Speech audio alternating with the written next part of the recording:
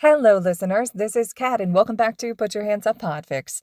This will be the continuation of The Other Side of Things. This will be Part 8, Chapter 8, entitled The Past Never Dies.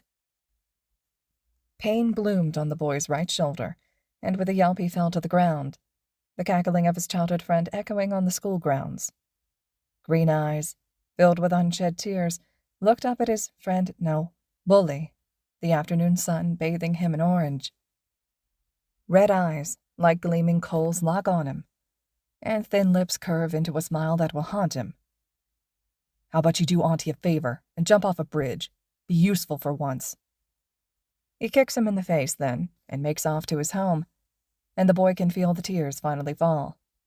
He is grateful that the kick wasn't strong enough to break his nose or dislodge a tooth. Kanchan was right.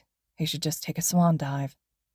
The boy gets up with some difficulty, his right shoulder straining under a new second-degree burn and developing blisters.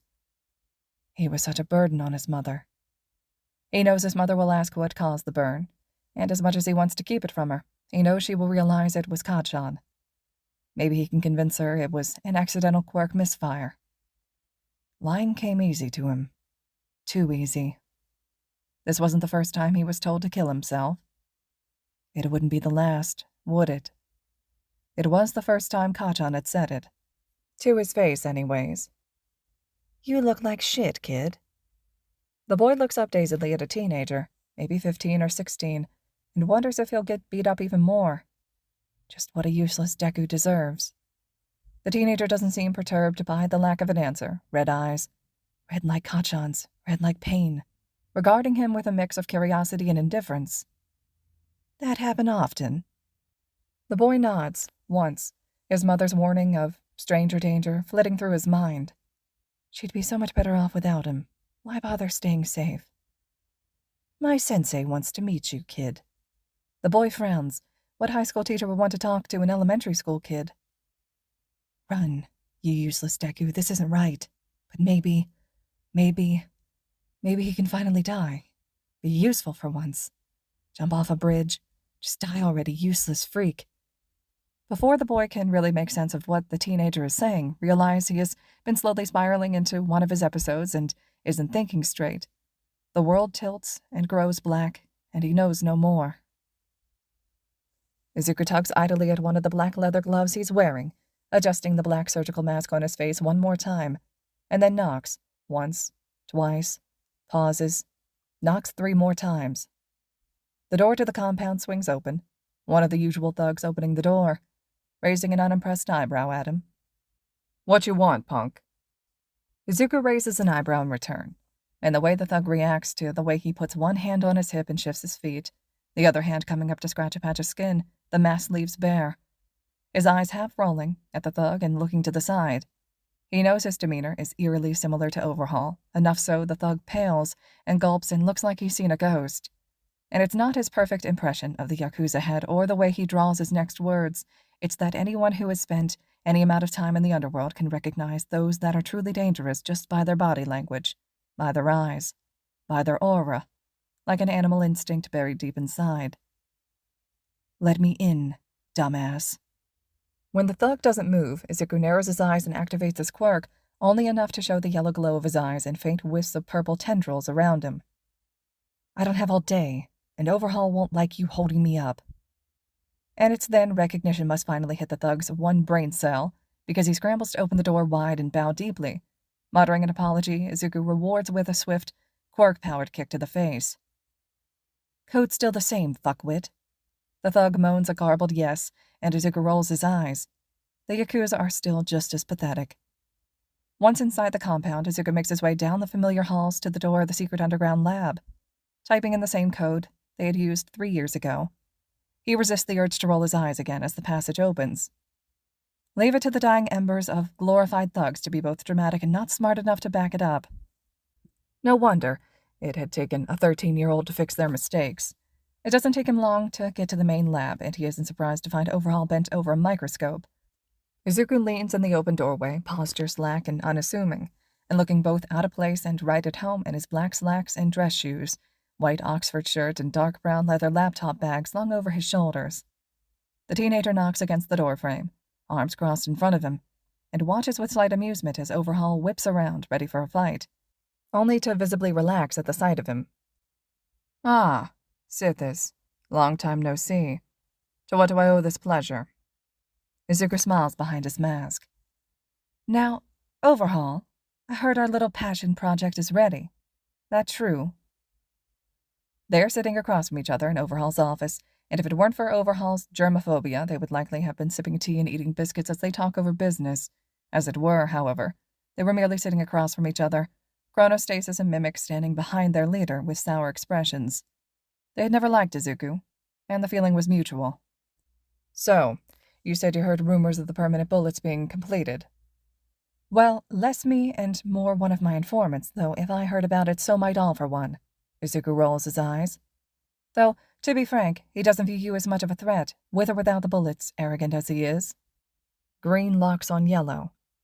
"So, are they ready?" Overhaul is quiet for a moment, then nods, looking pleased if his eyes were anything to go by. "They are, thanks to your blueprints." Izuku waves them off. "You know I didn't do that out of the goodness of my heart, Overhaul." "What heart?" He raises an eyebrow. "Exactly." The Yakuza leader snickers. He had taken quite a liking to Izuku after he told him about how he came to work under All for One, and when the teen had let him in on the plans for the man, well, it would only benefit him anyways. "So, I take it you want to make good on our deal." Izuku snorts, crossing his arms across his chest. "A deal's a deal." "That it is." As he says this, Overhaul moves his hand into his right jacket pocket, taking out a small case. "As you predicted, these have been quite difficult to manufacture. We have 6, so far." Their eyes met. "As we agreed, you get 2 free of charge, and a gun." He gestures at Chronostasis, who looks angrier by the minute. "I don't see why he should get them, even if he helped."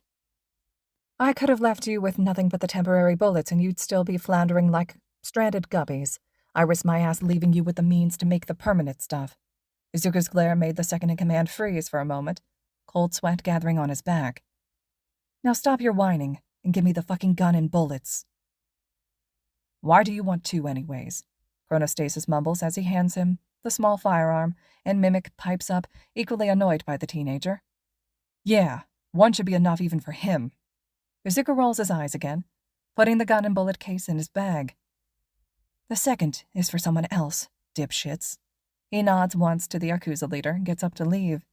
At the door, he pauses, looking back at Overhaul with blank eyes. "How's Eri?" "Same as ever." "Ah." Gritting his teeth, Izuku leaves with a lazy wave, doing his best to rein in his temper. Just a little while longer. Izuku removes the surgical mask 2 streets away from the compound and tugs it into his bag, then abruptly ducks into the side alley, leaning against the wall and waiting. It takes the UA third year exactly 37 seconds to catch up, and he yawns boredly. "You really need to work on your stealth, Lemillion. I shouldn't have noticed you 2 steps out of the hideout, you know." The blonde frowns, and the expression looks comical to the teenage ex-villain. "I knew you weren't really reformed." Izuku rolls his eyes. "First off, rude. Second off, how did you think I got all the info in the file I got to Nighteye? What makes you think I did anything other than check up on if the information is still up to date while I disguise it as a courtesy visit?" Togata raised an eyebrow, hands on his hips. "Did you?" Another eye roll, and he takes some pleasure in the way it riles up the blonde.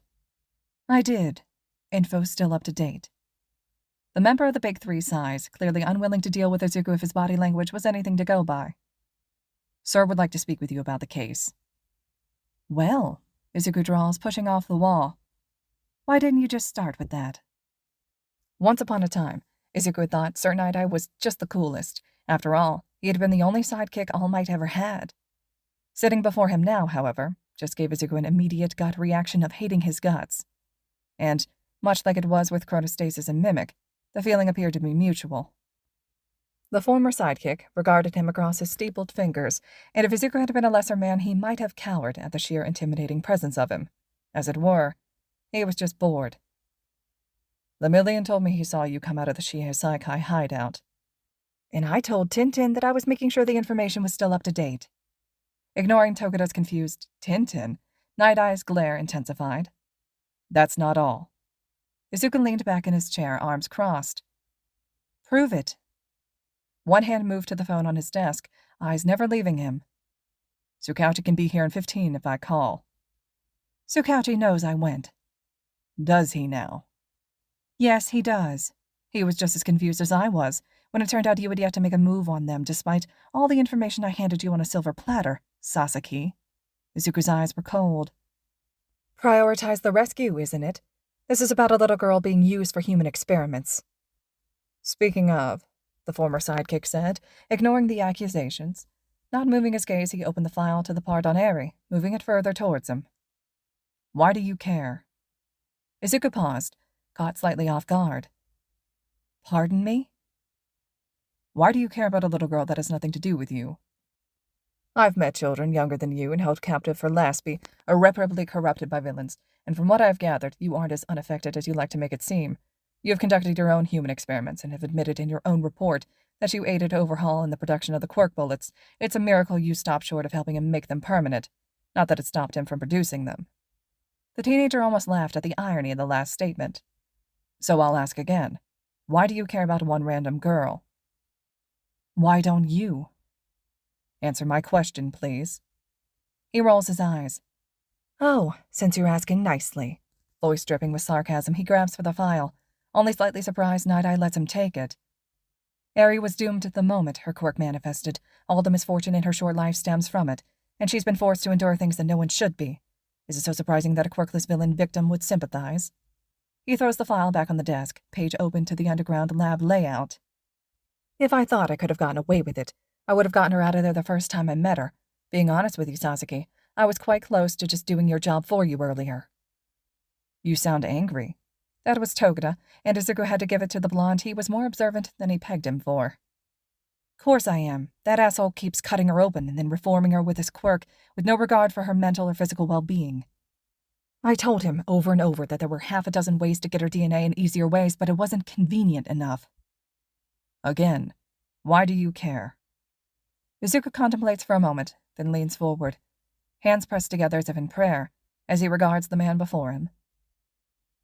What do you think All for One did to get me to cooperate? Nighteye shrugs, but Izuku could tell he was wary of him now, and it vindicated him. Respect and fear were things he could work with. Let me show you, then. He gets up and first removes his gloves, noticing both the heroes' gaze flicking to his missing finger. His fingers move to the buttons of his shirt and make quick work of it. Izuku watches their eyes roam the expanse of his chest, an abdomen littered with badly healed scar tissue, in the shape of gashes and starbursts and the shimmer of burns. His arms slip from the sleeves of the shirt to reveal dark red, gnarled skin, where the color had never gone back to normal from months of restraints. When the wounds have sunk in, he finally turns his back to them, his back an expanse of welts, and he knows these need an explanation. This was a barbed metal whip, if you're wondering. There is silence as he puts his shirt back on, and as he buttons it back up, he turns to look at a blank-faced Nighteye, but the man's eyes betray him. The knowledge doesn't taste as sweet as he expected. Eri had scars like my chest by the first time I got there, barely half a year since Overhaul had started working on the bullets. Izuku grabs his bag, putting the leather gloves back on to avoid stares on public transit. Absent-mindedly, he thinks he should thank Powerloader for them, since the right index moves in sync with the middle finger, looking almost real. It's really a wonder, isn't it? That I would care. He leaves without another word, and is only minutely surprised they don't tell him to stay. Izuku's phone vibrated in his pocket as he stepped off the train, a simple text from Aizawa reading, "Where are you?" And he stopped in his tracks, confused. Just got off the train, why?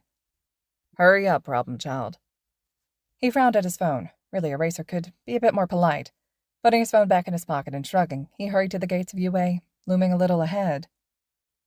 There was no need to aggravate the pro unnecessarily. His day had already been annoying enough. He didn't have to try and make it worse for himself. It would get worse anyways. Eraserhead was leaning against the wall, next to his room's door, arms crossed and looking as bored as ever. Upon seeing Izuku, he pushed off to stand straight, motioning to his room with a thumb. Put your things in there, and get some gym clothes. We've got places to be. Izuku raised an eyebrow as he moved to unlock his room. Aizawa, it's a Saturday. Yes, and we've got places to be, so hurry up already. The teen sighed, giving up, and he calls me rude. So, where are we headed? Gym Gamma. Cement tosses. Why? Someone wants to talk to you, but he wanted to do it there. Okay. Why? Izuku's voice was cold and detached as he glared at his childhood bully, his arms crossed over his chest. Like I said, he wants to talk to you, Aizawa said with a kind of bored detachment that meant he wasn't happy about something. You are both allowed to use your quirks if you decide to fight. Have fun, or whatever. With that, he crawled into his sleeping bag and appeared to fall asleep. Well, okay then. Izuku looked Bakugo up and down, not moving from his place. So, what do you want to talk about? I'm sorry. A different him might have been stunned, might have teared up and accepted the apology that came years too late. As it was, it just made him angry. Bakugo blinked, his sight only blocked for a split second, but it was enough for a quirk-powered knee to collide with his stomach and send him careening into the far wall of the gym. He dropped to the ground, bile rising in his throat and spilling from his lips with the taste of acid and decay, red eyes meeting glowing yellow, faint purple wisps floating around Izuku like an aura. That's nice and all, but I don't care. Name: Midoriya Izuku, age 15. Quirk: Cherophobia, formerly quirkless. Activated by intense negative feelings such as hatred or anger. The quirk allows its user to greatly enhance their physical abilities, including strength, stamina, reflexes, and senses. The stronger the emotions, the stronger the enhancement. Continued activation relies on the user to keep the negative emotions alive. Feeling positive emotions will immediately deactivate the quirk and make its activation impossible. Prolonged use of the quirk can lead to mental instability, depression, suicidal thoughts, choleric outbursts, and/or increased homicidal tendencies. The purple wisp solidified the longer Bakugo looked, and he saw the veins in Izuku's arms protrude as he balled his hands into fists, yellow eyes looking at him in a cold rage he had never seen. All for One reportedly took the quirk from a serial killer who had committed his first murder at the age of 9, driven mad by the continued use of his quirk. He committed suicide immediately after losing it. Well, come on, Katsuki. Voice low, Izuku slowly walked towards him, the purple wisp coiling around his fists like snakes. Let's talk.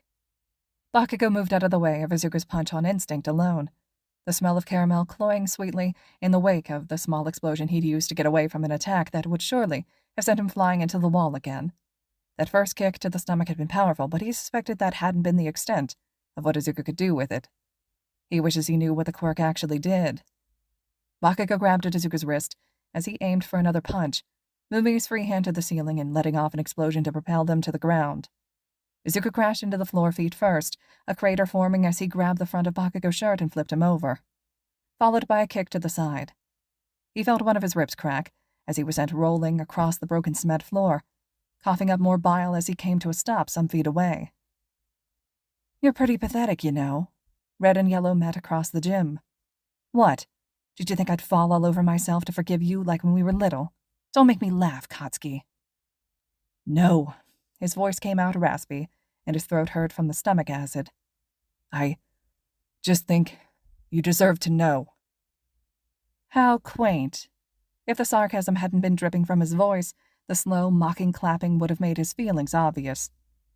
The big, bad Bakugo Katsuki realized that bullying and suicide baiting is wrong, and all it took was talking to a shrink for 5 years. I'm so proud of you. Izuku had come to a stop next to him, and he knew he should move, but he couldn't get up from the bent-over position he had been in since emptying his stomach contents on the floor. I'm so glad that my being tortured and made to murder people was good for something at least.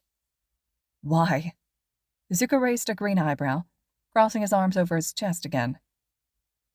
Why what? Why didn't you? His eyes were unfocused, but he looked up at him none the same. Why didn't you take him up on the offer to kidnap me and turn me into one of those things? So Aizawa told you about that, huh? He stomped his foot down hard on Bakugo's lower back, and he folded under the impact, face pressed into his bile. Mostly because I didn't think you were worth it. A kick to his side, turning him over onto his back. It should have worried him how easily Izuku was curb-stomping him, but his head was swimming from pain. Just a little FYI, Katsuki. I didn't decline out of the goodness of my heart. I stopped being a good person 4 years ago. I declined so I'd get to see the look on your face when you realize that no matter what you do, you'll never get what you were looking for all these years. Bakugo felt a four-fingered hand grab him by the front of his shirt, lift him up, and he grit his teeth in an attempt to get his wits back about him. You can spend the rest of your pathetic life apologizing to me, and I'll never forgive you. Forgiveness is a privilege of weak, sheltered people, and something I haven't been able to afford since the day you told me to jump off a bridge. The wind was knocked out of him when Izuku shoved him back to the ground. This talk is over. Bakugo knew it would be smarter to stay quiet. It had taken Izuku all but 3 hits to practically incapacitate him. Bakugo was many things, but he was neither a coward nor a quitter. If you aren't a good person, then why did you save Four Eyes and eye bags? Green eyes glowed with fury as Izuku rounded on him, and he wondered idly why he wasn't using his quirk when he saw glowing red eyes behind him and the capture scarf of his homeroom teacher wrapped around Izuku like a snake. That is quite enough of that. Bakugo can't fight anymore, so either you stick to speaking only or you leave, problem child. A growl tore from Izuku's throat that sounded more animal than man, but he relented, relaxing his posture and waiting for Aizawa to take the capture weapon back. Green eyes, still shining bright and hard with anger, focused back on him as he slowly sat up, trying not to aggravate his injuries further. I spent the first year of captivity being continuously tortured, both mentally and physically. His voice was carefully blank, as if he used all his concentration on keeping his emotions in check. After a year, he forced a quirk onto me that drove its first user into a homicidal rage and caused him to kill himself when he lost it, then ordered me to kill a random person or get tortured some more. If he had anything left in his stomach, Bakugo thought he would have been emptying it by now. He wasn't sure if the content of the words upset him more than the manner in which Izuku said them. By the time I was 13, and he made me work for the Yakuza, he had forced me to kill 9 people including the first and helped create a total of 20 Nomu. The Yakuza made me conduct experiments on a 4-year-old little girl to create quirk erasing drugs. And you know what's the best part? By the time I was 12, he let me walk around as I pleased. All I would have had to do was walk into a hero agency or a police station, but he'd broken me enough that I didn't dare. Izuku let out a humorless chuckle. And while I was going through that and soiling my hands, you got to continue pursuing your dreams and live a normal life. Get told what a great hero you'd make when you made 6 years of my life utter hell. I'd like to say I'm sorry, but I'm not. Your apology is 5 years too late, Katsuki. So I saved 2 of your classmates. If that makes me a good person, then the bar's pretty low on that front. I've killed and committed human experiments. That's my past, and that remains a fact. You've bullied me and broken me long before All for One ever laid a hand on me. That's your past, and that remains a fact. The past doesn't die and doesn't forget, Katsuki. But that doesn't mean I can't try to live the rest of my life how I see fit either. You say you're sorry. Prove it. Don't just give me empty platitudes and expect a pat on the head. Why the fuck am I here? Kaminari and Kirishima were each dragging him by an arm towards the rest of the class, minus Bakugo, grinning from ear to ear. Bro, don't be like that. Yeah, dude, this benefits everyone. Izuku threw them an unimpressed stare. And how exactly does going to the mall with you overexcited puppies do that? Easy, Mito, bro. You need to buy stuff for the summer camp, too. Also, you're like the only one here who gets to use their quirk if something happens and would survive fighting a villain on your own, so we get some protection out of it. Aizawa set you up to this to make sure you behaved, didn't he? Maybe, both chorused, then pushed him towards the rest of Class 1A. Izuku sighed tiredly and rubbed the bridge of his nose. How do you even know that I got permission to use my quirk offensively? Ida chomped at the air as he replied louder than was strictly necessary. Aizawa-sensei informed us that you may use your quirk in order to defend members of the class until we either receive our provisional licenses or the League is captured. Kaminari and Ashido had to suppress a snicker as they heard their TA mumble something under their breath that sounded close to, I'm going to hide his stupid sleeping bag and his stupid caffeinated jelly pouches for this. Izuku sighed as he surveyed the gathered students. Okay, who needs what? Their class quickly divided into groups, some needing clothes or shoes or training equipment. Soon enough, they all had his number, in their phones in case of emergencies, and only Todoroki still stood next to him, blinking owlishly. What about you? I need sunscreen. His left hand lightly brushed against his right forearm. My right side burns easily. The TA hummed. There's a drugstore nearby. I need some sunscreen too, and my soap and shampoo are almost out too. Maybe bug spray, chapstick, and sunglasses. Let's go. Todoroki looked overwhelmed as he nodded and followed behind the shorter teen. You need that much for a training camp? Well, it's supposed to last for a week, and all Aizawa said was that it was secluded and woodsy, so it wouldn't hurt to be sure. The AC at the small drugstore was a relief to Izuku after the stifling heat outside, while Todoroki seemed as unaffected as ever. As they made their way down the aisles, Izuku thought he saw familiar red eyes and light blue hair out of the corner of his eyes, and he quickly moved back so his back was to where he thought he'd seen him. He grabbed Todoroki lightly by the elbow, his eyes sweeping up and down the narrow corridor. Biting his lower lip, he dug into his pant pocket and pushed his earphones into the other boy's hands. Put these in, and act like you are really invested in the music. I think I saw Shigaraki. Bicolored eyes widened and immediately swept the aisle. What? Where? We should... You won't do anything, Todoroki. Izuku's voice was low and carefully controlled, green eyes hard as he pinned him with his gaze. The League still thinks I'm working for them. He won't come close with you nearby, probably, but I'm not risking my cover or your safety, got it? Just stay where I can see you, but stay a little ways away. Most importantly, don't look at him if he approaches me. He can kill you before you know it. With that, he turned away and made his way down the aisle, posture missing its usual laid-back appearance and seeming more like a cat ready to pounce.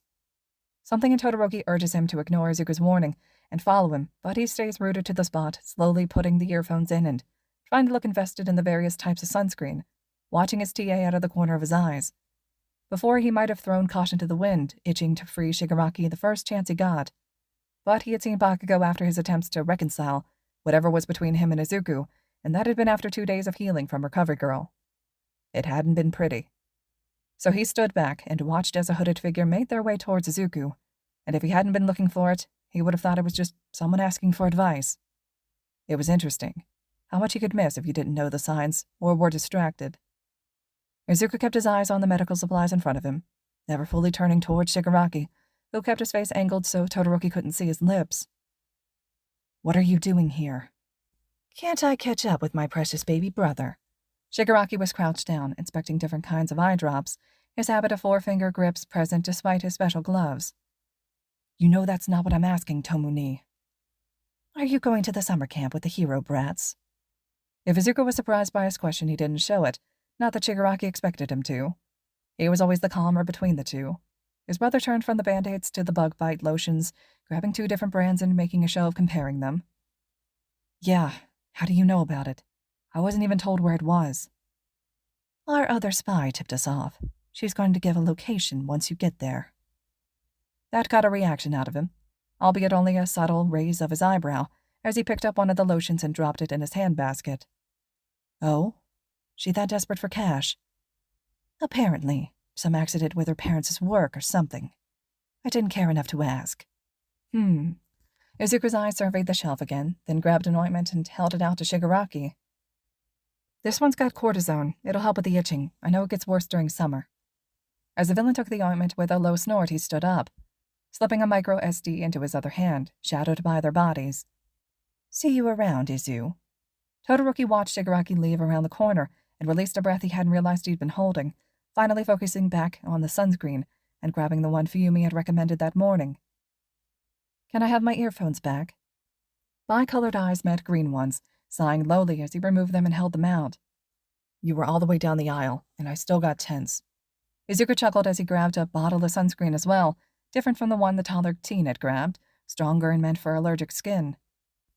He's got that effect on people. The TA then grabbed 2 chapsticks with SPF, smirking at Todoroki's confused expression. You should get one too, or you'll end up looking like Shigaraki. Ha ha, very funny. I'm serious. Now let's go before another villain shows up. Shouldn't we inform someone? What if he hurts people? Izuku shrugged, making his way to the register. I doubt he will unless we sick the police and heroes on him. He was just here by chance and took the opportunity to exchange information. Todoroki's eyes narrowed as he followed the shorter teen. What info did you give him? None. At the unconvinced face the taller teen made, Izuku rolled his eyes. I really didn't, although... He paused, frowning, and sighed as he took out his phone. I should probably warn Aizawa anyways. About what? You're a bit too curious for your own good, Todoroki. Their eyes locked again, and under different circumstances Todoroki would have been impressed by Izuku typing blind. There's a leak, that's not me, and they might want to keep that in mind. Todoroki frowned, watching his TA, finish his text message and putting his phone away again. Who'd leak information to the League? You surprise me. I would have thought you of all people would be a little less trusting. Izuku continued his way to the register then, ignoring the rest of Todoroki's questions. All right, listeners, this concludes Chapter 8 of The Other Side of Things. Chapter 9 will be up next. Eager to hear your thoughts and reactions to this chapter. I like this one a lot. Let me know your thoughts, though, and as always, thank you so much for listening.